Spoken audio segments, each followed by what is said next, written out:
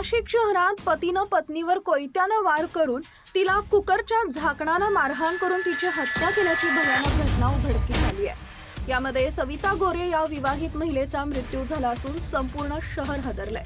पत्नीची हत्या करून तिचा पती फरार झाला।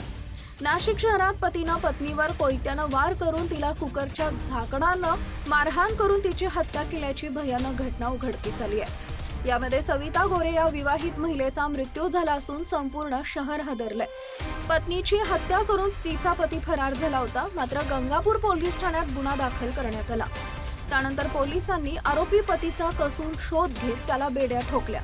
मुलीनं प्रेमविवाह केल्याच्या रागातून पती पत्नीमध्ये वाद व्हायचे, त्याच रागाच्या भरात छत्रगुण गोरे या पतीनं पत्नीची हत्या केल्याचं उघड झालंय। यामुळे परिसरात मोठी दहशत माजली आहे।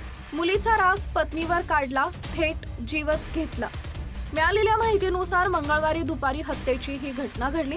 सविता गोरे आणि छत्रगुण गोरे हे नाशिकच्या गंगापूर परिसरातील स्वस्तिक निवास सोसायटीतील फ्लॅटमध्ये भाड्यानं राहायचे।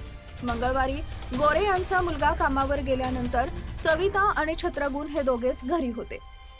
मुलीनं प्रेमविवाह केल्यानं गोरे दाम्पत्यांमध्ये काही दिवसांपासून वाद सुरू होते। मंगळवारी मुलगा कामावर गेल्यावर त्या दोघांमध्ये पुन्हा याच कारणावरून वाद झाला।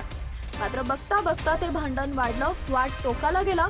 संतापलेल्या छत्रगुण यानं रागाच्या भरात सविता यांच्यावर कोयत्यानं हल्ला चढवला, तसेच कुकरच्या झाकणानं त्यांना मारहाणही केली। त्यामुळे त्या गंभीर जखमी होऊन रक्ताच्या थारोळ्यात खाली कोसळल्या। त्यांचा